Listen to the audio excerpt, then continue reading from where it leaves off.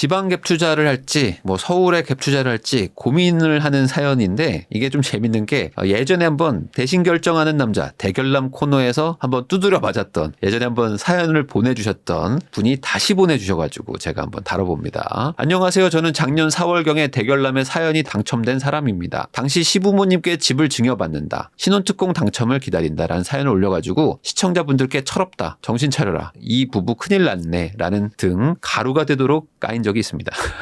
네. 이분 사연이 이거예요. 시어머니께 집 받기, 신혼특공 당첨 기다리기, 신혼부부 99%의 고민 뭐 이런 거였습니다. 그래서 이때 그 댓글이 안 좋았어.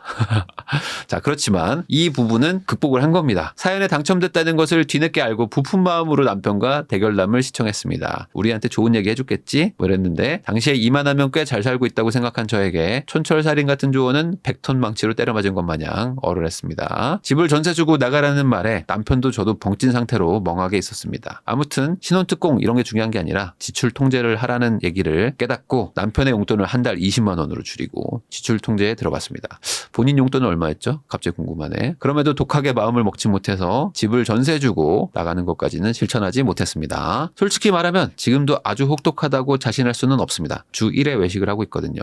아무튼 사연을 보낸 후에 저희는 그때 그 부모님께 증여를 받을까를 고민했었는데 증여를 받는 걸로 제가 하라고 했거든요. 그래서 증여를 받아가지고 2월갓에 5년 막차를 타면서 증여세 8천만 원을 내고 아파트를 증여받았습니다. 이때 그 시부모님이 종부세 막 이런 것들 때문에 아마 스트레스가 많았을 거 아닙니까? 그때만 해도 이제 세금이 막 수천만 원씩 나올 테니까 그래서 이제 증여를 해주겠다 뭐 이런 내용이었던 것 같아요. 현재는 신혼 1년간 모은 돈으로 증여세를 내고 추가로 5천만 원가량 저축한 상태입니다. 지출을 통제하면서 저는 부동산 강의를 들으면서 매주 임장을 다녔고요. 1년 6개월 정도 꾸준히 임장한 결과 발로 밟고 알게 된 지역이 20곳이 넘었습니다. 그런데 말입니다. 부동산 공부를 하면 할수록 점점 더 의사결정이 어려워지는 거 아니겠습니까? 처음에 나 같은 소액 투자는 무조건 두 자릿수의 다주택자가 되는 것이 유일한 방법이다 라고 생각하고 달렸지만 막상 첫 투자를 하려고 보니까 개수를 늘리는 게 좋은 거 아니라는 조언들이 많더라고요. 서울 수도권에 투자 가능한 시기가 조만간 올 텐데 개수를 계속 늘렸다가는 취득세 등 세금 폭탄으로 오히려 발목이 잡힐 수도 있다 라는 조언들이었습니다. 안 그래도 4년 뒤에는 증여한 아파트 이거를 팔아야 될 수도 있는데 개수를 마냥 늘리는 것보다는 똘똘한 아파트 한두 채 정도로 투자하는 게 낫나? 라는 생각도 듭니다. 그러니까 한마디로 지금 주화 입마에 빠진 겁니다. 이제 공부를 하다 보면은 내가 뭘 하려고 이렇게 했지? 라고 생각하면서 갑자기 이제 막 꼬이는 거죠. 소용돌이에 빠집니다. 그래서 이번 달 초까지는 지방만 죽어라고 다니다가 아무것도 결정하지 못한 채 서울을 다니고 있습니다.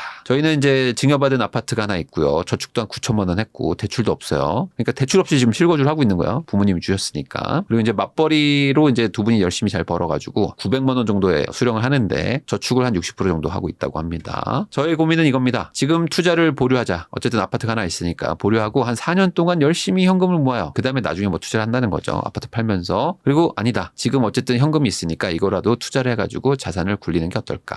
이 두 가지를 고민하고 있는데 과연 둘 중에 뭐가 맞는 걸까? 지금 싼 집은 확신을 가지고 찾을 수는 있겠다. 내가 공부도 좀 해보고 임장도 좀 다녀봤더니 지방에 싼 건 있더라. 근데 이게 과연 2년 4년 뒤에 가치가 올라 있을까? 그리고 그때 가서 내가 세금 문제도 생길 수도 있는데 이걸 과연 지방 투자 내가 배운 대로 지방에 갭 투자하는 게 맞을까? 라는 고민을 하는 거죠. 당장 몸이 편한 것은 1번이지만 저에게 맞는 게 2번이라면 2번도 따를 자신이 있습니다. 예전에 제가 조언한 대로 안 했으면서 지금은 자신이 생겼다는 거죠. 이건 좀 믿기 어렵지만 어쨌든 작년에 저희 부부를 구해줬듯이 올해에도 부디 조언으로 뼈를 때려주시면 감사하겠습니다. 결론만 말하면 둘 다 아닙니다. 둘 다 하면 안 돼. 그러니까 4년 동안 열심히 돈만 모으고 있는 것도 별로 좋은 선택은 아닐 것 같고요. 그리고 지금 있는 돈 한 9천만 원 가지고 지방에 갭 투자하러 가는 것도 아닌 것 같다. 아까 잠깐 얘기가 나왔지만 우선 이거 좀 설명을 드려야 될 것 같아요. 이게 증여 2월가세라고 해가지고 부모님한테 내가 집을 받잖아요. 그 다음에 5년 안에 내가 집을 팔 수도 있지 않습니까? 팔게 되면은 부모님이 나한테 증여를 안 한 걸로 간주하고 부모님이 산 가격에서 판 가격의 차이만큼 양도세를 내는 게 있습니다. 그러니까 무슨 소리냐? 부모님이 2억에 집을 샀어요. 근데 이 집이 5억이 됐다고 칠게요. 예를 들어. 그러면 3억이 올랐죠. 그럼 예를 들어 뭐 이분이 다주택자라면은 3억에 해당하는 만큼 양도세를 내야 돼요. 근데 이분이 안 내려고 그 양도세를 안 내려고 어떻게 합니까? 증여를 합니다. 증여를 하게 되면 어떻게 돼요? 증여하는 순간 가격이 아들, 딸이 취득한 가격이 되는 거죠. 그러면 나는 2억에서 5억이 됐기 때문에 3억의 양도 차익이 발생했지만 이걸 증여하는 순간 5억짜리 아파트로 사게 된 거예요.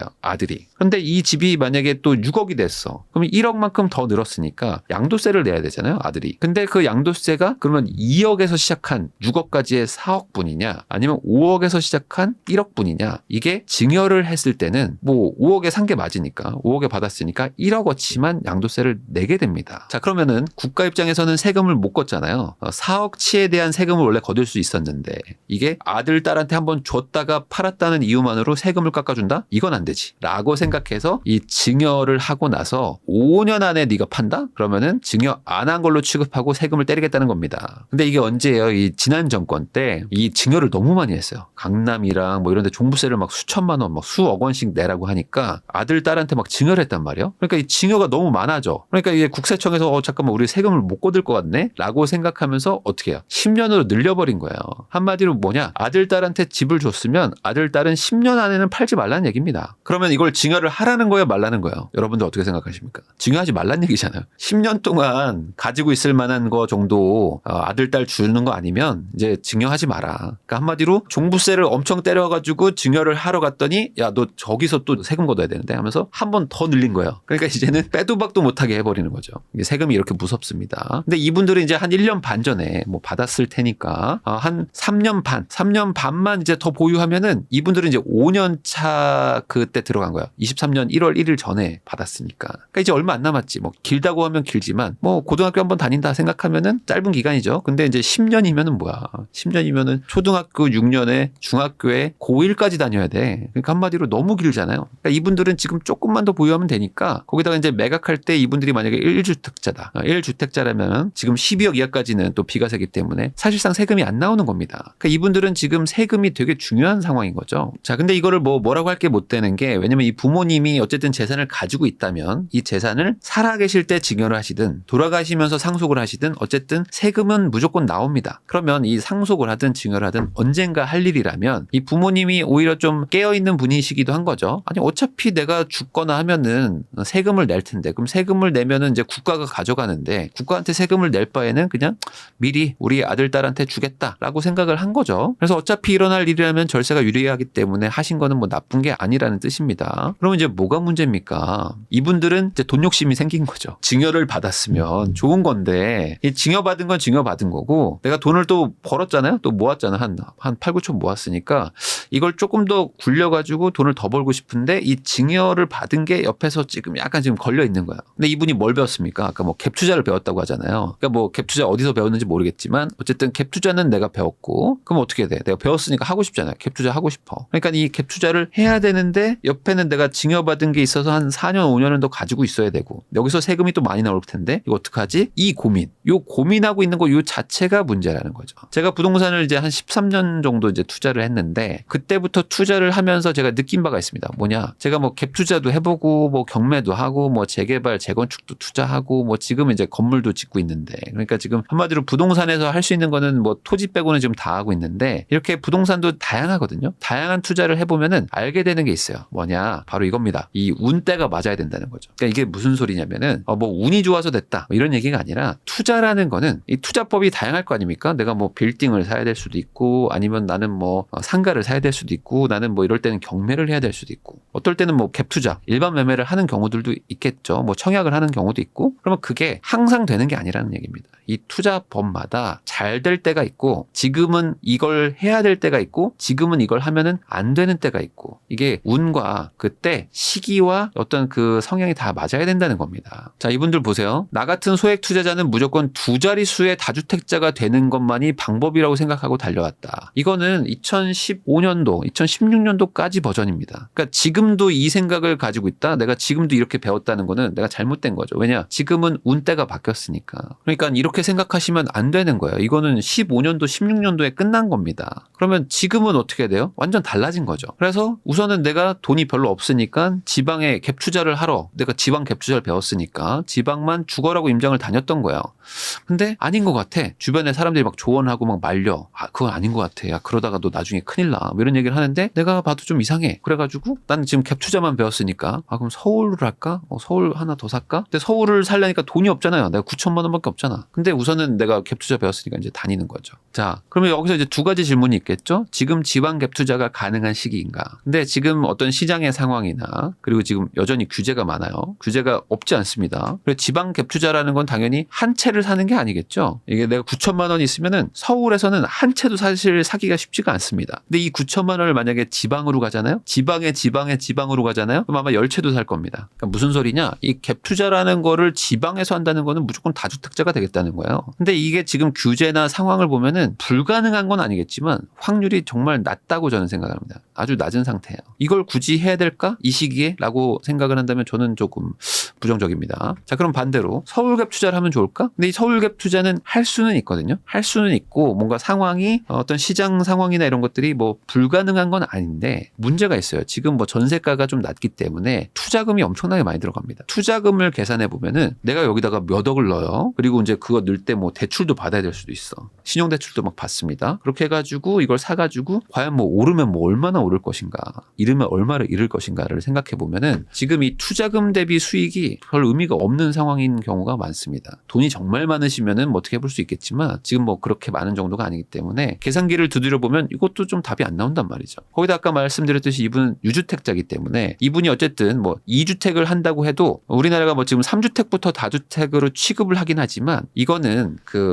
뭐 취득세나 뭐 이런 보유세 뭐 이런 데서 얘기를 하는 거고 양도세에서는 2주택만 돼도 손해가 아주 막심해집니다. 우리나라는 양도세가 제일 센데 양도세 파트에서는 2주택을 사실상 인정을 안 하죠. 뭐 일시적인 것만 인정을 하니까. 그래서 이분은 지금 유주택이고 증여받았던 게 세금이 꽤 클 거기 때문에 그걸 훨씬 더 중요시 생각을 해야 된다는 거죠. 세금적으로 유리할지 많이 따져봐야 된다. 그럼 뭐 하라는 거냐? 이런 질문이 생길 수도 있을 것 같은데 이 투자라는 거는 결국에 이 투입 대비 성과거든요. 그러니까 투자금 대비 수익, 뭐 투입 대비 성과 이렇게 얘기할 수 있지 않겠습니까? 그러면은 내가 시간과 어떤 노동력을 투입한 것 대비 무언가 의미 있는 성과가 나와야지 투자가 아니겠습니까? 그러면 지금 상황으로 보면은 부동산을 투자적으로 접근하는 이 시장은 사실 좋은 상황이 아닙니다. 지금 뭐 아까 말씀드린 것처럼 들어가는 노력이 많아요. 왜냐면 지금 확률이 낮기 때문에 많이 찾아봐야 돼요. 지방도 많이 막 뒤져봐야 되고 그 안에서도 고르고 막 골라가지고 사도 확률이 높지 않단 말이에요. 그러면 노력은 엄청나게 들어가요. 근데 그만큼 실익이 많이 나오냐? 그럴 상황이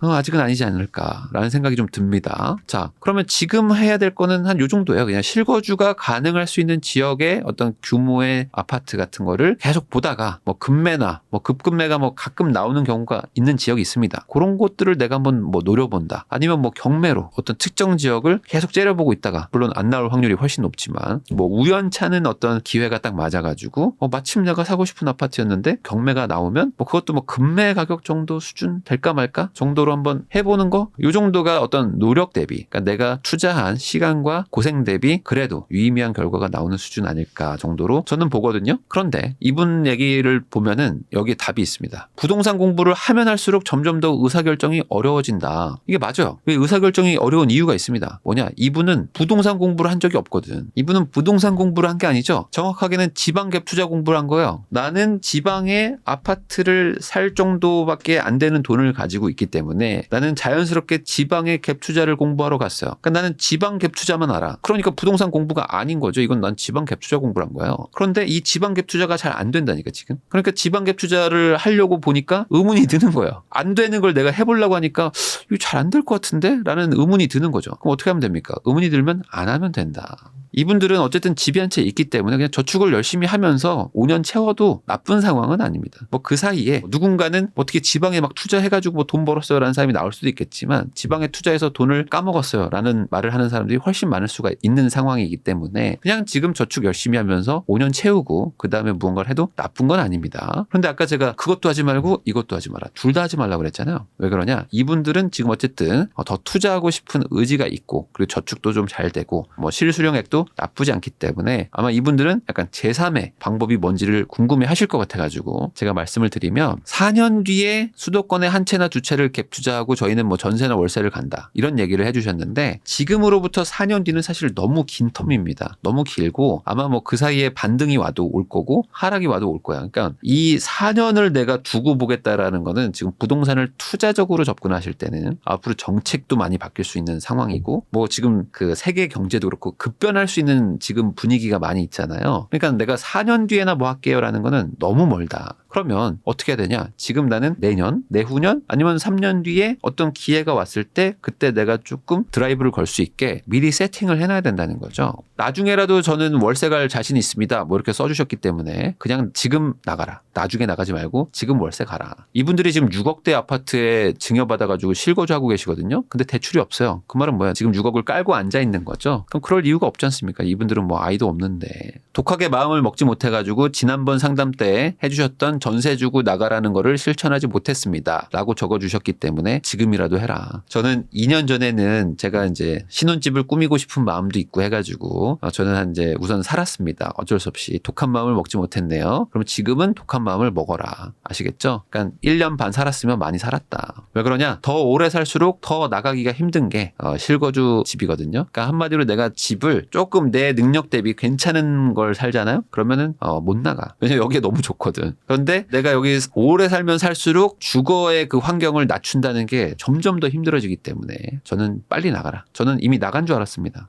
안 나갔었다면 지금이라도 빨리 나가라. 이 실거주를 하면 무슨 세금 혜택이 있으면은 뭐 제가 뭐 사르라고 할 것 같은데 뭐 그런 것도 없어요. 지금은 그런 게 없기 때문에 그냥 빨리 나가고 어디 뭐 빌라나 아니면 그 풀옵션 뭐 오피스텔 이런 거 월세로 가셔가지고 여기는 전세만 주셔도 돈이 많이 생기겠죠. 그러면 이 전세금 받은 거에다가 지금 모아놓은 저축액을 합치면은 돈이 꽤 됩니다. 이 돈이면은 뭐 웬만한 재개발 같은 것도 투자도 할 수도 있고요. 그리고 이제 뭐 꽤 진행이 많이 돼가지고 한 3년에서 5년 안에 아파트로 막 바뀔 만한 거 이런 것들도 투자가 가능한 상황입니다. 제가 왜 재개발 얘기를 하냐면은 이분들은 지금 주택수가 포함이 되면 좀 골치 아픈 상황이잖아요. 그러니까 주택수가 포함이 안 되는 재개발 물건을 산다거나 뭐 이미 다 부셔가지고 토지를 사는 경우도 가능하기 때문에 제가 말씀을 드리는 거예요. 뭐 일시적 2주택 비과세 뭐 이런 것들도 뭐 이제 재개발을 끼면 조금 막 길게 할 수도 있습니다. 그러니까 한마디로 지금 나는 부동산 공부를 한 게 아니라 갭 투자 공부를 했기 때문에 본인이 뭐 굳이 내가 뭘 해보고 싶다면은 재개발 공부도 한번 해보시는 것도 나쁜 상황은 아니다. 저는 뭐 상가하고 싶은데요. 뭐 이런 생각도 하실 수도 있겠지만 제가 봤을 때는 이 분들은 그냥 갭 투자 공부도 해봤으니까 여기서 조금 더 나아가면은 뭐 재개발 정도 하시는 게 가장 유리하지 않을까. 증여 문제도 있으니까요. 자, 2020년 이후에 다주택자 규제는 여전히 강력합니다. 이게 뭐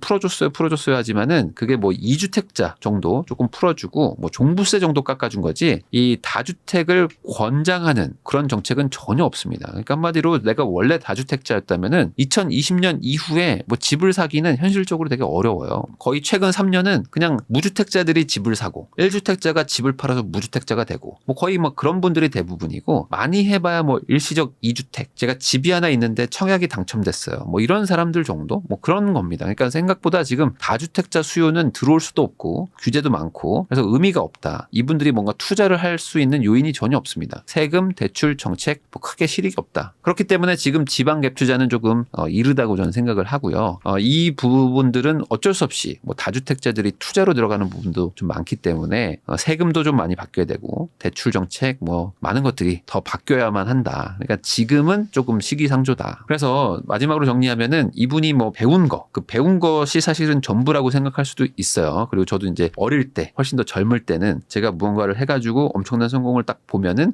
와 이게 평생 써먹을 수 있는 거구나 라고 생각했던 적도 뭐 많았습니다. 근데 이게 시간이 지나면서 정책도 바뀌고 시황도 바뀌면서 막 변하는 거죠. 한마디로 내가 아는 것이 있어요. 내가 뭔가를 해봤어요. 공부를 했어요. 근데 거기에다가 이제 막 억지로 맞추려고 하는 경우가 많죠. 근데 부동산을 좀 길게 보고 뭐 투자라는 거, 뭐 내 인생을 길게 보면은 내가 아는 거에 억지로 그 시기를 맞추려고 하는 게 안 되더라고요. 그러니까 내가 여기 확률이 되게 낮은데 내가 아는 게 이거밖에 없어. 그러니까 이것만 나는 어떻게든 드립다 파야 되겠다라고 하는 순간 오히려 더 안 좋고 이 시기 지금의 23년, 24년에 뭐가 가장 그래도 확률이 높을까? 이 투자법을 조금 유연하게 가져가는 게 훨씬 더 저는 좋다는 걸 요즘에 많이 느낍니다. 그러니까 내가 아는 거에 집착해서 이거 되는 방향이 뭐죠? 라고 하기보다는 지금 시기에 적절한 투자는 뭐죠? 라는 시기로 좀 생각을 해보고 제가 가지고 있는 자산과 나의 상황에 맞는 적절한 투자는 뭐죠? 라는 식으로 생각을 좀 바꿔보시는 해보시면 좋겠습니다. 제가 뭐 갭 투자도 해보고 경매도 해보고 건물도 투자해보고 했는데 다 그때그때 가장 확률 높은 거는 달라지더라 라는 얘기를 마지막으로 좀 전해드리고 싶었습니다.